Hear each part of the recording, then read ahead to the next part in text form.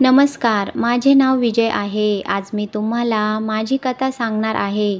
मी मूळचा नागपूरचा रहिवासी आहे. मी सुरतमध्ये आमच्या हेड ऑफिसच्या मीटिंगसाठी गेलो होतो. तिकडून मीटिंग संपल्यावर मी पुन्हा दुपारी 6च्या बसने नागपूरला परतणार होतो. त्यासाठी ऑफिसचे काम लवकर उरकून मी सुरत स्टँडला आलो. काही वेळ वाट पाहिल्यावर माझी नागपूरला जाणारी बस आली. आता दिवाळी होऊन गेली होती, त्यामुळे बसला फारशी गर्दी नव्हती, पण हळूहळू बस भरत चालली होती. त्यानंतर बस निघणारच होती. तितक्यात एक सुंदर मुलगी बसमध्ये चढली आणि माझ्या सीटजवळ आली आणि ती मला म्हणाली, "प्लीज माझी बॅग वर ठेवायला मला मदत करता का?" यावर मी तिला म्हणालो, "हो द्या इकडे, मी ठेवतो." असे म्हणत मी ती बॅग वरती ठेवली. त्यानंतर आमचा प्रवास चालू झाला. माझे लक्ष अधूनमधून त्या तरुणीवर जात होते. काही वेळाने तिने तिच्या पर्समधून मोबाईल आणि हेडफोन काढला आणि ती गाणी ऐकण्यात मग्न झाली आणि मी पण नंतर मासिक वाचण्यात मग्न झालो. पण जेव्हा कधी त्या मुलीची आणि माझी नजर एकमेकांवर पडायची, तेव्हा ती स्मित हास्य करायची. साधारणतः 1.5 तासांनंतर गाडी चहा नाश्त्यासाठी हायवेच्या कडेला एका हॉटेलमध्ये थांबली. ती मुलगीही बसमधून उतरून हॉटेलमध्ये गेली. तिच्या मागे मीही खाली उतरलो. मग तिने चहा घेतला, पण तिच्याकडे 500 रुपयांची नोट होती. हॉटेल मालक म्हणाला, "एक चहासाठी आम्ही तुम्हाला एवढे सुट्टे पैसे नाही देऊ शकत. कृपया सुट्टे पैसे द्या." मी लगेच 50 रुपये काउंटरवर टेकवले आणि म्हणालो, "2 चहाचे पैसे घ्या." ती तरुणी नको म्हणत होती, पण तोपर्यंत हॉटेल मालकाने 2 चहाचे पैसे घेऊन उरलेले पैसे मला रिटर्न केले होते.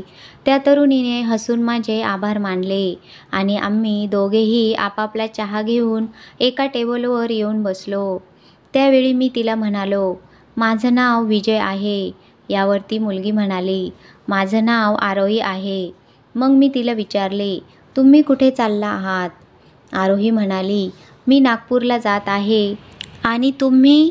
तेवढ्यात बसचा हॉर्न वाजला. आम्ही दोघेही जाऊन बसमध्ये आमच्या सीटवर बसलो. नंतर काही वेळाने बसने अचानक स्पीड कमी केला आणि बस थांबली. काही प्रवासी झोपलेलेच होते, तर काही जागे होते. अचानक बस थांबताच झोपलेले प्रवासीही जागे झाले. प्रथम प्रवाशांना एकमेकांकडून बस थांबण्याचे कारण जाणून घ्यायचे होते, पण खरे कारण कुणालाच माहीत नव्हते.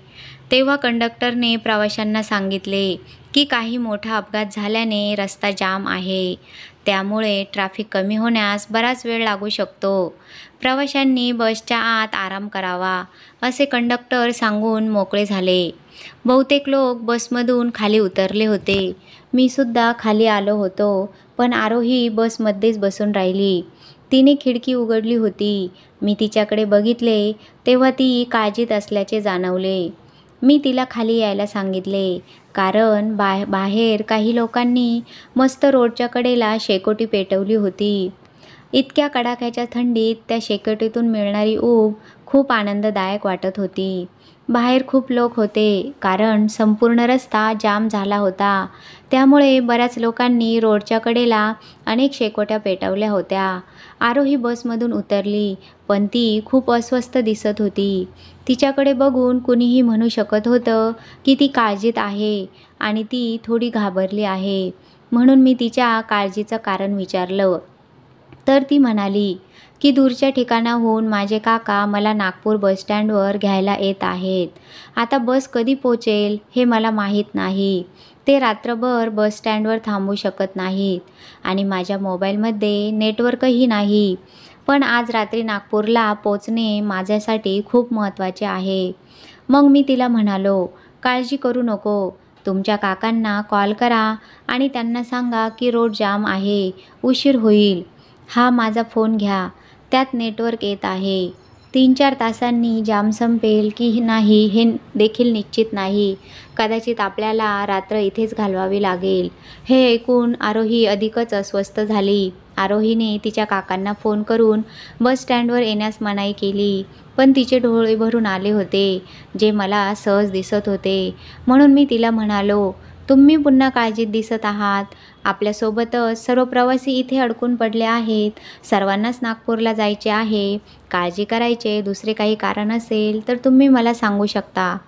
कदाचित मी तुम्हाला काही मदत करू शकेन." आरोही काही वेळ गप्प राहिली. मग म्हणाली, "आज रात्री नागपूरला पोहोचणे माझ्यासाठी खूप महत्त्वाचे आहे. उद्या सकाळी मला खूप महत्त्वाचे काम आहे. जर मी वेळेवर पोहोचले नाही तर खूप अवघड होऊन जाईल."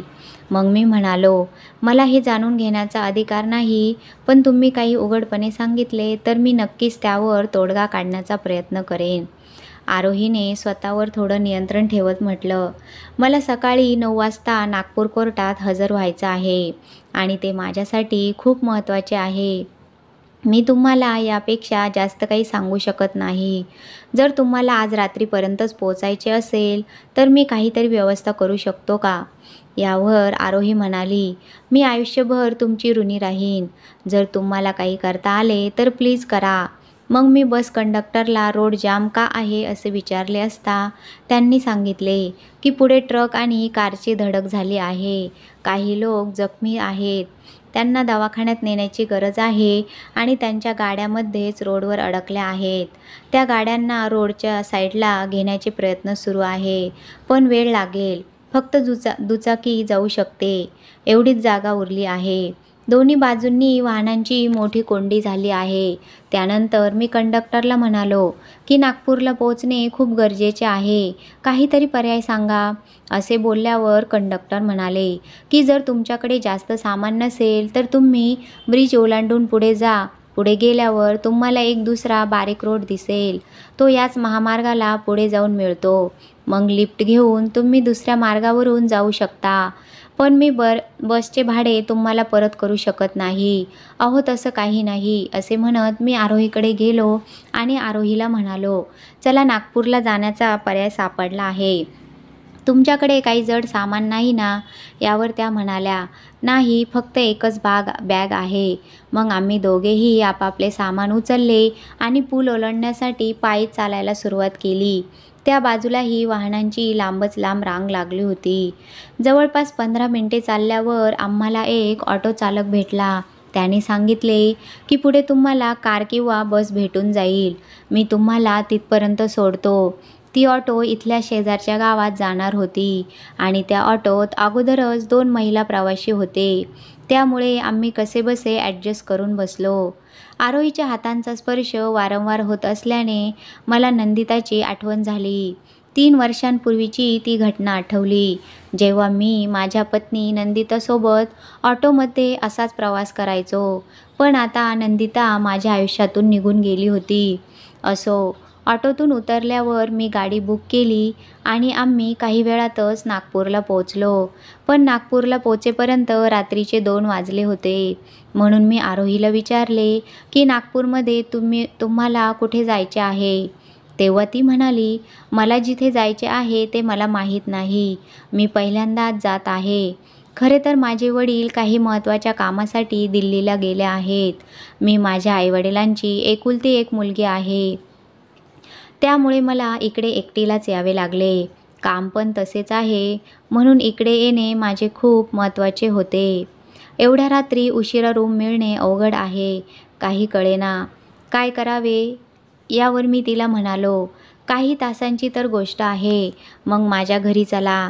काकांना एवढ्या रात्री का त्रास देतात? ते तुम्हाला सकाळी घ्यायला येतील." ती म्हणाली, "नाही, हे बरोबर नाही. मी काकांना ॲड्रेस विचारते आणि टॅक्सी करून तिथे पोहोचते." "आरोही नाही, तुम्ही एवढ्या रात्री एकटे जाणे योग्य नाही." असे म्हणत मी लगेच माझ्या घरी फोन लावला. तिकडून आईने एकाच रिंगवर फोन उचलला. "आई, तू अजून झोपली नाहीस?" "नाही बाळा, मी तुझीच वाट पाहत होते." "आई, मी 10 मिनिटात घरी पोहोचतोय." एवढे बोलून मी फोन कट केला. मग आरोही म्हणाली, "तुमची आई अजून तुमच्यासाठी जागी आहे?" "हो, माझ्या आईला सवय आहे. जर मी कुठे बाहेर गेलो तर ती माझ्या खूप काळजीत असते." "चला, तुम्ही माझ्या घरी चला. तुम्हाला काही त्रास होणार नाही." आरोहीने होकार दिला. काही वेळातच आम्ही दोघेही माझ्या घरी पोहोचलो. माझ्या आईने जेव्हा आरोहीला पाहिले तेव्हा ती म्हणाली की, "नंदिताला घेऊन आला का? बरं झालं. खरं तर माझ्या आईची दृष्टी वयोमानानुसार कमी झाली होती. तिने चष्मा लावला नव्हता आणि अंधारामुळे तिला नीट दिसत नव्हते. मग मी म्हणालो, आई तुला का समजत नाही? ती आता इथे परत कशाला येईल? तू जाऊन झोप. पण आईने मला आरोहीबद्दल विचारले असता तेव्हा मी आईला थोडक्यात सांगून आईला झोपायला सांगितले. मग मी आरोहीला गेस्ट रूममध्ये आराम करायला सांगितला आणि म्हणालो की मी किचनमधून चहा आणि काहीतरी आपल्याला खायला घेऊन येतो. त्यानंतर आम्ही दोघेही चहा पिऊ लागलो. मग आरोही म्हणाली की तुमची हरकत नसेल तर मी तुम्हाला एक गोष्ट विचारू का? मी हो म्हणताच ती म्हणाली, नंदिता तुमची पत्नी आहे का? यावर मी म्हणालो, अगोदर होती, आता नाही. आमचा घटस्फोट झाला आहे. आता मला तुमच्याबद्दल स्पष्ट समजेल का? जर तुमची इच्छा असेल तर. मग आरोही म्हणाली, हो हो नक्कीच. माझ्या घटस्फोटाचा अंतिम निर्णय उद्या कोर्टात होणार आहे. घटस्फोटावर शिक्कामोर्तब करायचा आहे. मनोज आणि मी परस्पर संमतीने घटस्फोट घेत आहोत. यावर मी तिला म्हणालो, हा योगायोगच म्हणावा लागेल की आपण दोघेही घटस्फोटीत आहोत. त्यानंतर आम्ही दोघेही काही वेळ गप्प बसलो. एकमेकांकडे आश्चर्याने पाहत होतो. आरोही म्हणाली, प्लीज तुम्ही मला आवाजावं घालू नका. मग मी तिला म्हणालो, ओके ठीक आहे. तू शिकलेली आहे आणि सुंदर आहे. मग घटस्फोट का? यावर आरोही म्हणाली, माझे सासरचे घर इथे नागपूरमध्ये आहे. पण आता आमचा घटस्फोट झाला आहे. त्यामुळे मी तिथे जाऊ शकत नाही. माझे पती इथेच नागपूरमध्ये एका मल्टीनॅशनल कंपनीत काम करतात. माझे माहेरचे घर सुरतमध्ये आहे. मी पण एक सॉफ्टवेअर इंजिनियर आहे. मी माझ्या 4 कॉलेज फ्रेंड्ससोबत एक स्टार्टअप कंपनी उघडली होती. सुरुवातीला या कंपनीचे काम आम्ही लॅपटॉपवरूनच माझ्या घरात एका खोलीत सुरू केले. जवळपास 1 वर्ष ते काम चांगले चालले. आम्ही एका अमेरिकन कंपनीचा भाग होतो. अनेकदा आम्ही चौघेही रात्री उशिरापर्यंत माझ्या घरी काम करायचो. कधीकधी आमचा मूड सुधारण्यासाठी आम्ही हसायचो आणि मस्करी करायचो. हे सगळे माझे पती मनोजला आवडत नव्हते. त्यामुळे आमच्यात वारंवार भांडणे होऊ लागली. काम सुरळीत चालू होते म्हणून मी माझ्या घराशेजारी एक छोटा फ्लॅट भाड्याने घेतला आणि तिथे कंपनी शिफ्ट केली. पण अनेकदा मला रात्री घरी यायला उशिरा जावे लागायचे. काम देखील महत्त्वाचे होते कारण समोरच्या कंपनीने जो प्रोजेक्ट दिला होता तो जर पूर्ण झाला तर लाखो रुपयांचा फायदा झाला असता. पण मनोज आमची असहायता समजून घ्यायला तयार नव्हता. एक दिवस खूप झाले जेव्हा तो मला म्हणाला की कामासोबत तुम्ही लोक तिथे मजाही करता आणि अजून बरेच काही करतात. मग एकतर तू कंपनी सोड किंवा मला घटस्फोट दे. मी मनोजला समजवण्याचा खूप प्रयत्न केला पण तो मान्य झाला नाही. उलट त्याने माझ्या चारित्र्यावर बोट दाखवले. मग आम्ही दोघांनी परस्पर संमतीने घटस्फोट घेतला.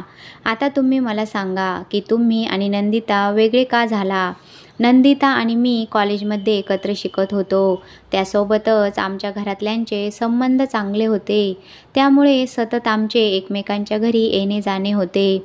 अशातच आम्ही एकमेकांच्या प्रेमात पडलो आणि आमचे लग्न झाले. लग्नाचे 6-7 महिने सर्व काही सुरळीत चालले होते. मग ती म्हणाली, वेगळे घर घे, मला आईसोबत राहायचे नाही. नाहीतर आईला एखाद्या वृद्धाश्रमात सोडून ये. मी यासाठी तयार नव्हतो. त्यानंतर रोज आमच्यात लहान सहान गोष्टींवरून भांडणे होऊ लागली. शेवटी नंदिता म्हणाली की मला आई किंवा तिची निवड करावी लागेल. मी म्हणालो की मी माझ्या आईला एकटे सोडू शकत नाही. तेव्हा ती म्हणाली, मला तुझ्यासोबत राहायचे नाही. मी हे नाते जपायचे खूप प्रयत्न केले पण तिने मान्य केले नाही आणि तिने घटस्फोटाचा पर्याय उत्तम मानला. आरोही म्हणाली, आजकाल घटस्फोट घेणाऱ्यांची संख्या खूप वाढली आहे. हे दुःखद आहे ना? मुलीही शिक्षण घेतल्यानंतर कमावू लागल्या आहेत. पुरुषांप्रमाणे त्यांनाही घरात पुरुषांइतकाच मान सन्मान द्यावा लागतो. त्यांनाही त्यांचे करिअर घडवण्याचा अधिकार आहे ना? मी चुकीचे बोलत आहे का? मी म्हणालो, नाही. पण जर मुलांना त्यांच्या पालकांच्या कल्याणासाठी काही करायचे असेल तर ते चुकीचे आहे का? आता खूप उशीर झाला आहे. तू विश्रांती घे. मी माझ्या रूममध्ये झोपतो. काही वेळाने सकाळचे 7 वाजले होते. ती तयार झाली. आई आणि माझ्यासोबत बसून ती चहा नाश्ता करू लागली. तिने काकांना फोन करून कोर्टाबद्दल सांगितले आणि तिथून ती पुन्हा सुरतला जाईल असे सांगितले. माझ्या आईने आरोहीला विचारले, मुली घटस्फोटानंतर तू भविष्याचा काय विचार केला आहेस? तुझ्या पुढे अजून खूप आयुष्य आहे. तेव्हा आरोही म्हणाली, मी अजून काहीच विचार केला नाहीये. काही महिने मी कंपनीच्या महत्त्वाच्या कामात इतकी व्यस्त असेल की मला बाकी कशाचाही विचार करायला वेळ मिळणार नाही. आई म्हणाली, काळजी करू नकोस. एक मार्ग जरी बंद झाला असला तरी दुसरा मार्ग उघडला आहे. मग मी आरोहीला म्हणालो, चल मी तुला कोर्टात सोडतो. आज मी ऑफिसमधून सुट्टी घेतली आहे. आरोही म्हणाली, तुम्ही आराम करा, मी जाते. पण आरोहीच्या वारंवार सांगण्यावरूनही मी तिच्यासोबत कोर्टात गेलो. अखेर कोर्टाने आरोही आणि मनोजचा घटस्फोट मंजूर केला. हे बघून मी म्हणालो, हा असा निर्णय आहे ज्याचा आनंद पण व्यक्त करता येत नाही. त्यानंतर मी आरोहीला स्टँडवर सोडायला गेलो. निघताना आरोही म्हणाली, तुम्ही जेव्हाही सुरतला याल तेव्हा मला नक्की भेटा. आणि मग तिने तिचे कार्ड मला दिले आणि मीही माझे कार्ड आरोहीला दिले. त्यानंतर आरोही सुरतला परतली. आता आम्ही दोघे अनेकदा फोनवर एकमेकांशी बोलायचो. मी बहुतेक वेळा आरोहीच्या कामाबद्दल आणि तब्येतीबद्दल तिला विचारायचो आणि आरोही माझ्या आईबद्दल विचारायची. आरोही जेव्हा कधी माझ्या आईशी बोलायची तेव्हा माझी आई नेहमी तिला विचारायची की तिने तिच्या भविष्याबद्दल काय निर्णय घेतला आहे. आरोही दरवेळी हेच सांगायची की अजून मी कोणताही निर्णय घेतलेला नाही. एकदा तिने फोन केला होता तेव्हा माझ्या आईने फोन उचलला. थोडा वेळ बोलल्यावर आई अचानक आरोहीला म्हणाली, तुला माझा विजय कसा वाटतो? आरोही या प्रश्नाला तयार नव्हती. तरीही ती म्हणाली, विजय हा खूप छान माणूस आहे. आई म्हणाली, तो नेहमी तुझी स्तुती करत असतो. तू खूप मेहनती आहेस आणि तू खूप प्रगती करशील असे तो नेहमी मला म्हणत असतो. यावर आरोही म्हणाली, हाच तर त्यांच्यात चांगला गुण आहे. काही दिवसांनी मला सुरतला जायचे होते. तिकडे मी माझ्या ऑफिसचे काम उरकून आरोहीला भेटलो आणि तिच्या घरी गेलो. आरोहीने माझ्यासाठी खास जेवण बनवले होते. आम्ही दोघेही बराच वेळ कामाबद्दल बोलत होतो. निघताना आरोहीने मला पुन्हा येण्यास सांगितले आणि शेक हँड करून निरोप घेतला. माझा आणि आरोहीचा हा दुसरा फिजिकल टच होता. पहिला स्पर्श डोळ्यांना झाला होता. इथे आरोहीचा प्रोजेक्ट पूर्ण होणार होता. त्याची टेस्ट चालू होती. त्यानंतर हा प्रोजेक्ट एका परदेशी कंपनीला विकला जाणार होता. काही दिवसांनंतर माझ्या आईची तब्येत खूपच खराब झाली. हे ऐकून तीसुद्धा माझ्या आईला भेटायला आली. आईने आरोहीला थोडे दिवस राहा असा आग्रह केला. मला तुझ्या येण्याने बरे वाटते. त्यानंतर आरोही आमच्या इथे 5 दिवस राहिली. तिने आईची चांगली काळजी घेतली. आईची तब्येत सुधारत होती. आरोही आणि मी आता दोघेही एकमेकांना चांगल्या प्रकारे समजून घेत होतो. ती जायला निघाली. निघताना आई पुन्हा तिला म्हणाली, मुली, तू माझ्या मुलीपेक्षाही तू माझी जास्त काळजी घेतली आहेस. देव तुझ्या सर्व इच्छा पूर्ण करो. पण एका गोष्टीबद्दल विचार कर. कोणती गोष्ट आई? असे तिने विचारले. तेव्हा आई म्हणाली, तुझ्याबद्दल आणि विजयबद्दल. आई, तुमच्या आशीर्वादाने माझा प्रकल्प पूर्ण झाला आहे. मला आशा आहे की 2 आठवड्यात त्याचे चांगले परिणाम मिळतील. त्यानंतर मी यावर बोलेन. मी आणि आई आम्ही दोघेही आरोहीकडे पाहू लागलो, कारण पहिला सकारात्मक संकेत आरोहीकडून मिळाला होता. याच दरम्यान आरोहीच्या आईवडिलांनाही तिची काळजी वाटत होती. आरोहीने अगोदरच माझ्याविषयी त्यांच्याशी चर्चा केली होती. एवढेच नाही तर आरोहीचे वडील एकदा गुपचूप नागपूरला आले होते आणि त्यांनी बाहेरून माझी माहिती काढली होती. त्यामुळे ते माझ्यावर समाधानी होते. त्यांनी आरोहीला पूर्ण संमती दिली होती. 1 महिन्यानंतर आरोहीने मला फोनवर सांगितले की तिचा प्रोजेक्ट एका परदेशी कंपनीने चांगल्या किमतीत खरेदी केला आहे आणि तिच्या कंपनीच्या 4 भागीदारांना प्रत्येकी 10-10 लाख रुपयांचा नफा झाला आहे. तेव्हा माझी आई फोनवर आरोहीला म्हणाली, तुझ्या यशाबद्दल तुझे खूप अभिनंदन. विजय अगदी बरोबर बोलला होता की तू खूप मेहनती मुलगी आहेस. यावर आरोही म्हणाली, आई तुमच्या आशीर्वादामुळे सर्व काही व्यवस्थित आहे. आता तुझा प्रोजेक्टही पूर्ण झाला आहे. मला सांग, विजयबद्दल तुला काय वाटत आहे? मग आरोही म्हणाली, मी तुम्हाला सांगितले होते की विजय खूप छान माणूस आहे. मलाही तो आवडतो. आता यापलीकडे मी आणखीन काय बोलू? होय, आणखी एक सरप्राईज आहे. माझ्या कंपनीला परदेशातून मोठी ऑर्डर मिळाली आहे. आईने मला हे सांगितल्यावर मी आईच्या हातातून फोन घेतला आणि तिला म्हणालो, आरोही, या दुसऱ्या यशाबद्दल तुझे खूप खूप अभिनंदन. आणि अजून एक सरप्राईज माझ्याकडून आहे. मला प्रमोशन मिळाले आहे. कंपनीने मला सुरतच्या हेड ऑफिस मॅनेजर पदावर नियुक्त केले आहे. एका आठवड्याच्या आत मला तिकडेच ऑफिस जॉईन करायचे आहे. मी आणि आई लवकरच आम्ही सुरतला येऊ. तेव्हा आई आरोहीला म्हणाली, अजून आता आम्हाला थांबायचे नाही. तेव्हा आरोही आईला म्हणाली, आता मी तुमच्या होकाराचीच वाट पाहते. तुम्ही जे म्हणाल ते मी करेन. आणि हसून तिने फोन ठेवला. इकडे माझ्या आईच्याही डोळ्यात आनंदाश्रू होते. काही दिवसांनी आई आणि मी दोघेही सुरतला शिफ्ट झालो. आरोहीच्या आईवडिलांच्या संमतीने आमचे लग्न झाले. मी आणि आरोही खूप आनंदात होतो आणि लग्नाच्या पहिल्या रात्री त्या प्रवासाची आठवण काढून आम्हाला खूप आनंद झाला. ती भेट झाली नसती तर कदाचित आज आम्ही दोघे एकत्र आलो नसतो. आता आरोही भारतासह विदेशातील 5 मल्टीनॅशनल कंपनीच्या प्रोजेक्टवर काम करत आहे. नेहमी समोरच्या व्यक्तीच्या कष्टांची प्रशंसा करा, जेणेकरून आपली प्रशंसा त्याला पुढे जाण्यास मदत करेल.